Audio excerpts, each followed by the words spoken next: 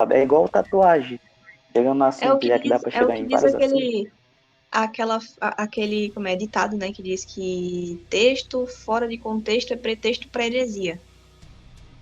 Isso, é verdade. É igual o versículo lá de Levítico que os pessoal pensa que fala sobre tatuagem. Não tem nada a ver com Sim, tatuagem, velho.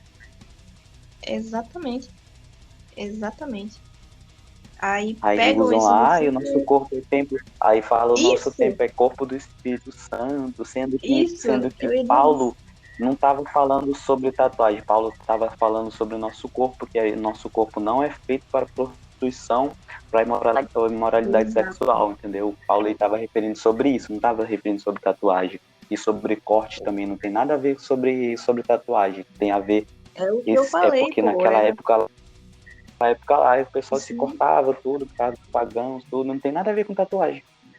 sim, é o que eu falei, texto fora de contexto, porque quando você ia falar do texto lá de Paulo, eu ia falar isso, que eles pegam o versículo lá de Levítico, tira ele de todo o contexto e une ele com o que Paulo vai falar lá depois, muito tempo depois, também tirado fora de contexto, porque o que Paulo estava falando era sobre pecados sexuais, que ele ensina que são os únicos pecados que a gente comete contra o nosso próprio corpo, no corpo e contra o nosso próprio corpo.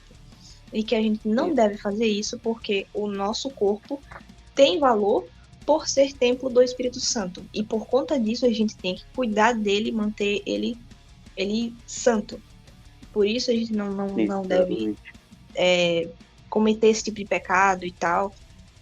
E o contexto lá de Levítico, como você falou, tem a ver com rituais pagãos daquela época, as pessoas elas faziam cortes em seus corpos para, sei lá, cultuar, invocar, eu não sei o que é que essa gente fazia, Pagãos, né? mas não Pagãos eram. nessa época. Exato, exato, rituais pagãos. Então não eram tatuagens com tinta onde você fazia um desenho e aquilo ali ficava no seu corpo. Não, as cicatrizes que provavelmente ficavam eram de cortes aleatórios feitos para cultos e rituais, invocação, sei lá, daqueles deuses daquela época. Então, Deus disse para Ah, o povo não fazer aquilo ali, porque para invocar Deus não precisava fazer aquilo ali.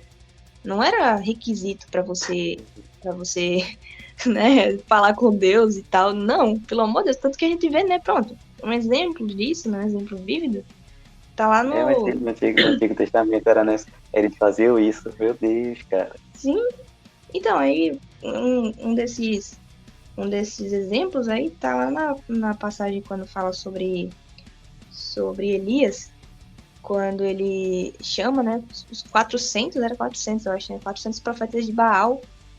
E, tipo, eles fazem lá aqueles dois altares.